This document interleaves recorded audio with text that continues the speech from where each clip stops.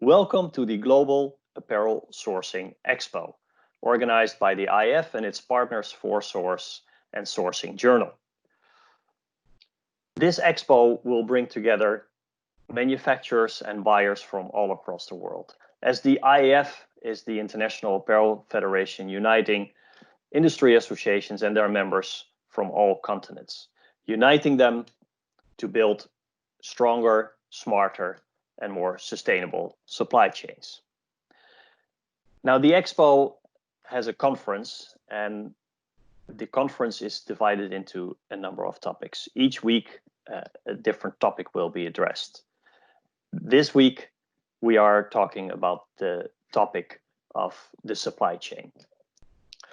And I'm proud now to have with me Guido Brackelsberg, who is the co-founder and managing director of Setlog.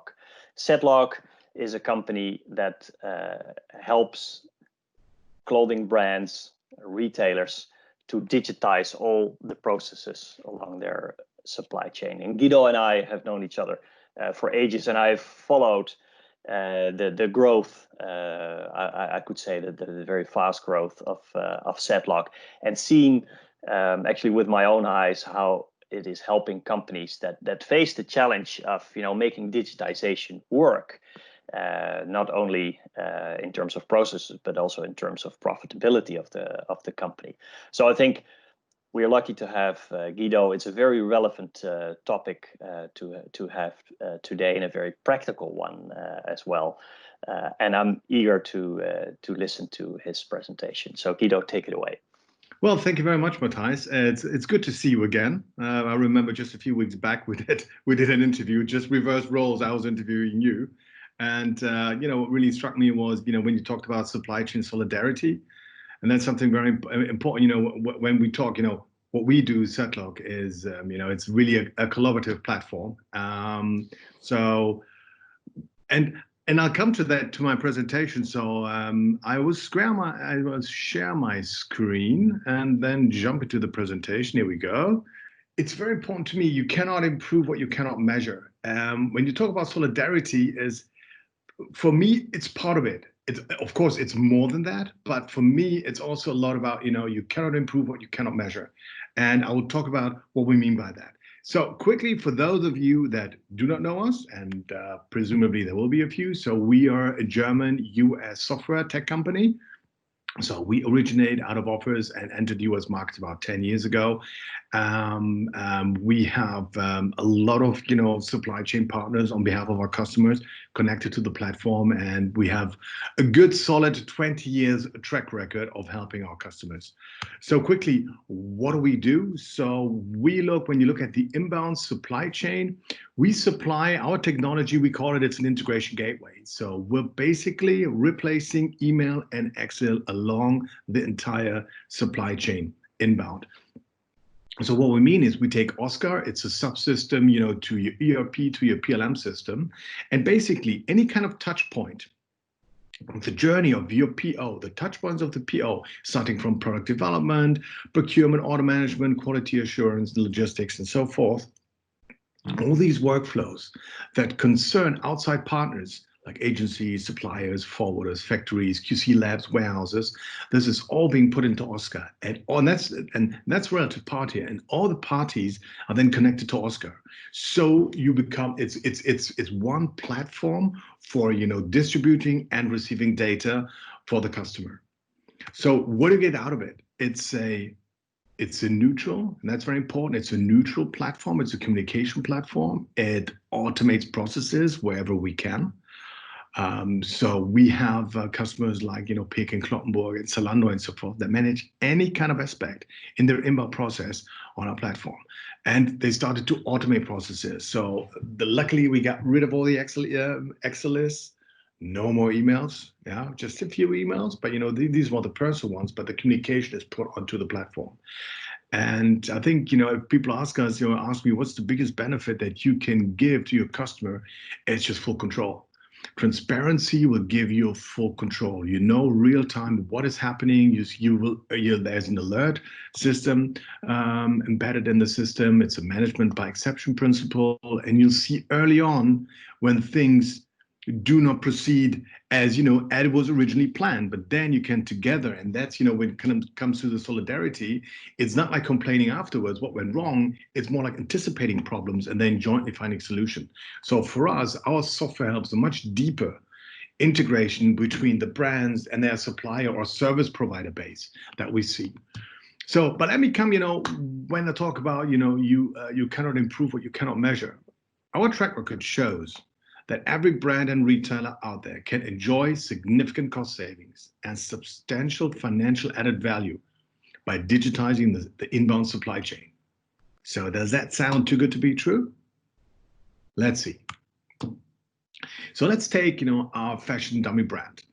So very typical, 120 million in revenues last year. So sourcing, 3 million garments.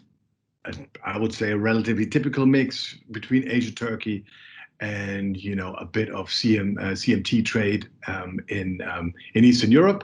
And we got a supplier base, and let's say we have a team of 12 in-house experts handling all aspects. So if we have that, if these are the parameters, we need a few more data as well, but we would like to show you what will be the financial benefit of implementing our software, what you can achieve. And you basically have 4 areas of, let's say, financial benefits. So first of all, there is a decrease in process costs, less emails. So here we talk really about, in-house productivity. I would say you get rid of emails, the Excel spreadsheets are redundant. So this is something where we see a positive benefit. The second one is, a reduction in transportation costs in the form of that we can actually shift from unexpected air freights, we can put them into, sea freights, for example, out of the Far East, because of the early warning systems, because of the transparency, things will really move according to plan. So these are significant savings that our customers enjoy. The third part is when we look at warehousing costs and logistics costs. So that's interesting. So thereby having an in-timely delivery of the goods into the warehouse, you can also have significant savings, especially as many of our customers have an outsourced warehouse. This has a very positive impact as well. And the fourth, and that is probably, the most interesting one, is as you have this just in time is a little bit, over the top. You have that in the automotive industry, but our customers really managed to get their products into their warehouse at the right time, whether it's from Eastern Europe, Turkey, or, or from Asia. And if I have the goods at the best point in time for me, then I have the best chance of getting the best price for it. So this is something that many of our customers have said, and have actually proven and shown that, this will have a positive impact on the goods, because the goods which I cannot sell them, and I cannot sell them at the best price. So if we look at the next chart, and this is something that 90% of our customers will tell you we yield a positive ROI within a year, with a massive contribution to the P&L, as you see on the right-hand side, over the years. And this is something, especially now, and here we talk about costs being taken out of the supply chain, which do not hurt anyone. You're just taking slack, you're taking fat, you're taking inefficiencies out of the supply chain. And that's what's probably the most interesting about it. And we're more than happy, if you're interested, to run you through our model. Of course, there are a few assumptions, but we're happy to share methodology, how we do it. And of course, in the end, it really depends on the customer. But on average, we found this a very good example to be true. And, given, in the state where we're in, this is for us a big part of sustainability as well, because that's economic sustainability. And again, and we come to that, we come to the next part in a minute. When you measure that, that is very important. So what's our DNA here? So do we help our customers to make the numbers work? Yes, of course we do, because we do not believe that that supplying just the technology is good enough. That's not our DNA. So we have a long track record of 20 years of really best practice, how you can onboard all your suppliers, all your supply chain partners, how you can implement it. We're working a lot from the technical part on APIs. So there's a lot of automated processes already in setting up the system. And, we share that. And the third part, which over the last, 12 months, we really, how you make the numbers work? Well, you make the numbers work if you really have, process and data analytics tools that can help you to monitor and track what we call the path to profitability. And as Peter Drucker said it, if you can't measure it, you cannot improve it. And that is very important. So let me jump to the next page to run you through how we do it. And what we did is about a year ago, we came across a relatively new field, which is called process mining. So with process mining, it's basically a BI tool added with a bit of artificial intelligence, and we take the customer's data and dump it into the database. And there is a lot of, and you will really have to speak to my data scientist to how it works in detail. There's a lot of math involved, but the interesting part here is what you actually is at the tool will mimic your processes, and it will mimic your processes. It will show where you are in your supply chain, how long have things taken, where do you have deviations, so you can really drill down into the smallest detail to see where, how are the processes, where do we deviate, and where can we improve? And this is something, when, Matthijs, again, when we talked about supply chain solidarity is, here you can help it to improve your supplier base. You can help suppliers to say like, here, actually, this and this process step is where you have a problem. And this is where we need to take action. So what is the result out of that? If you have that, and you will come with the most wonderful analysis. If we ask customers today, what is your lead time? Well, they'll tell us, okay, I would say out of China is about, I don't know, total 110 days, 120 days. So here you can actually get it per partner. So we see that at the top, it's 91 days. It's the total lead time. And we mean by lead time, the day of the PO issuance to the handover of the goods to the forwarder. And then we have the transportation time, which here is 24.2 days. This is now taking account of Asia, Eastern Europe, and Turkey, and wherever is the production. And in total, we have 114 days. So, but then you can see, we can really drill it down to the various partners. So we can actually see how are my Spanish suppliers comparing, or how are my Chinese partners comparing, what are their lead times. And this is very important, where we go like, when you going forward to say like, where do I actually place orders? Can I make it? Is it still possible to place an order, let's say in the Far East? And this is where we have like the second part of the chart. The bottom part is where, we have it on a product basis.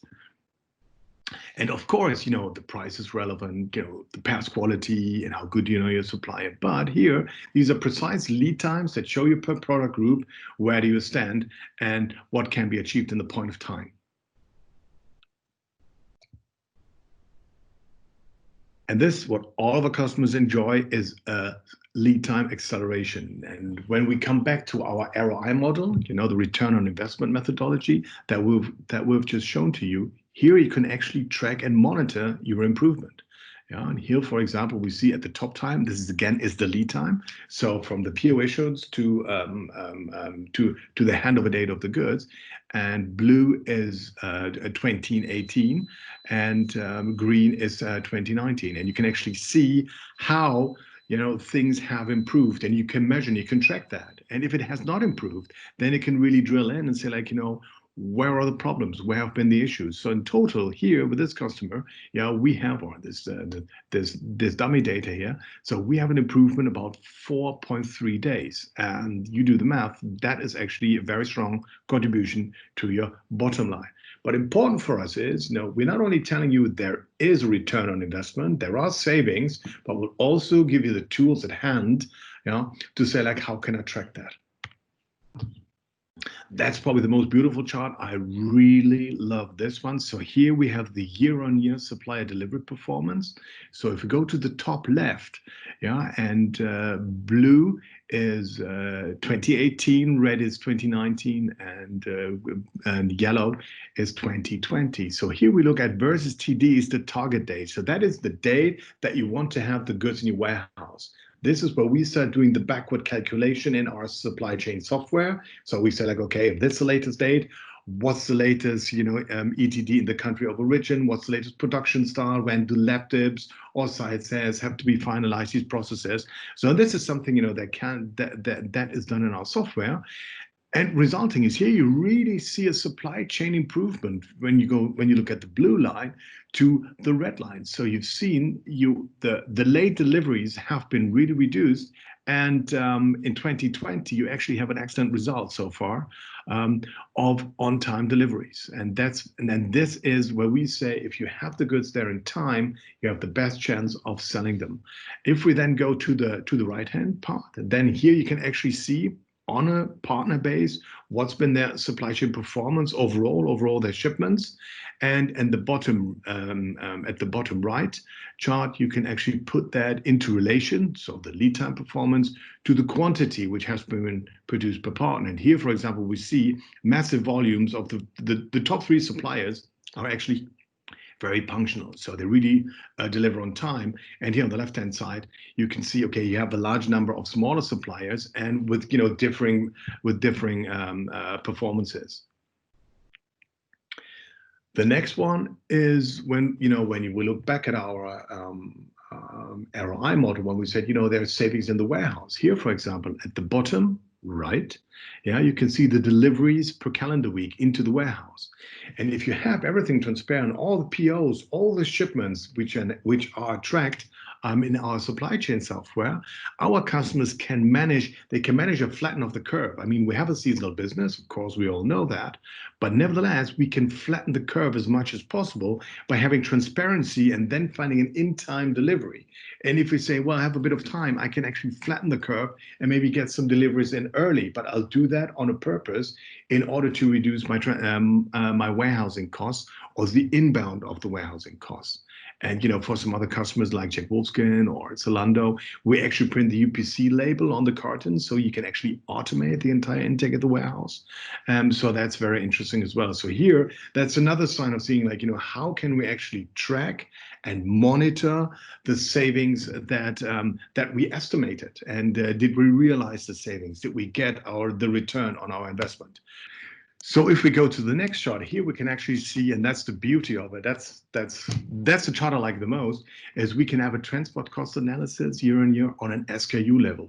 So what actually happens here? So we, on our platform, all the suppliers and forwarders are onboarded. So the PO is tracked through the supply chain. And what we can do is you'll see we have the shipment details, but not only the shipment details supplied by the forwarders, but we also know what's in the shipment. So how many pieces, what kind of orders, how are they being packed, is it flat packed or hanged, and so forth. And then we can actually many of our customers, they have their transportation costs included in the system. If we have that, then we can calculate the transportation cost per piece. So down on an SKU level, you can really calculate what has been this part. And that's what many of our customers are missing. And you get this automatically out of our system. Overall, you can actually see, and this is the bottom chart and on the right, is how much did I manage to decrease my transportation costs by shifting from air freight, let's say, to sea freight, and to avoid additional transportation costs.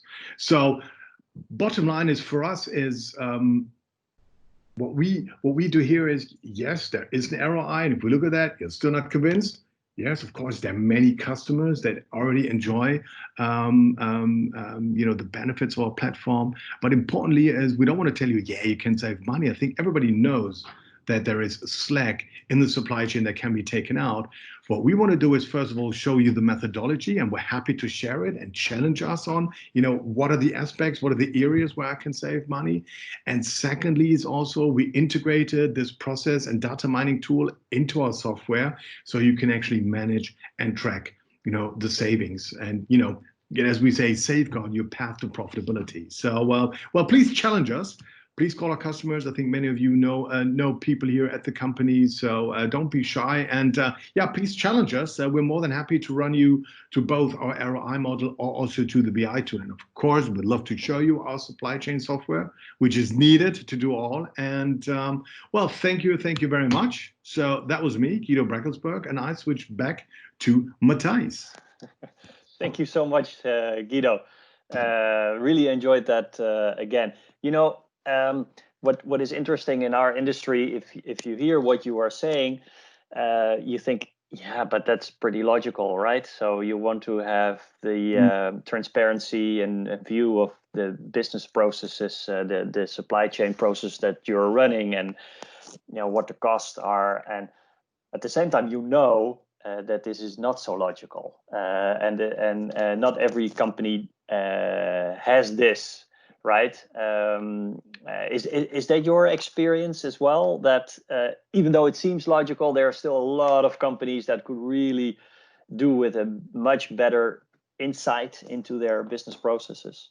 Well, first of all, I think currently things are really changing. I think the level of digitization, as this Expo, it's the first time digital, and we're getting so much used to it. I mean, how many video conferencing I've never done before in my life entirely.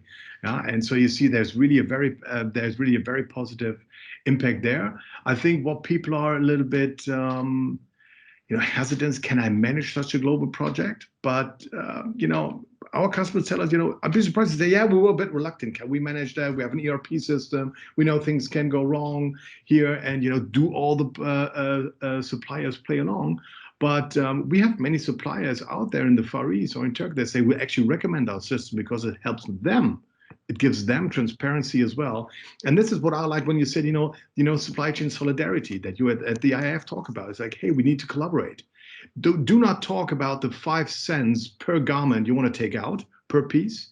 Let's talk about the 20 cents of process costs, the slack that that nobody hurts. It's just there. In sort of late deliveries, we're not getting the full price out of the product. We might have an air freight which nobody wanted just because when we had the lab tip process, nobody really. It just happened because it gets more complicated. It gets more dynamic.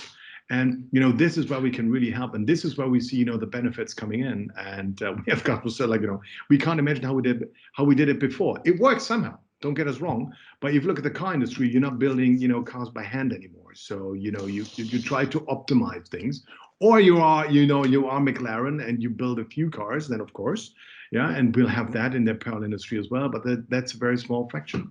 And what we say is digitizing the supply chain doesn't harm anyone. It just helps, and it fosters collaboration, and it gives more transparency. And I think it gives more fairness to the suppliers as well.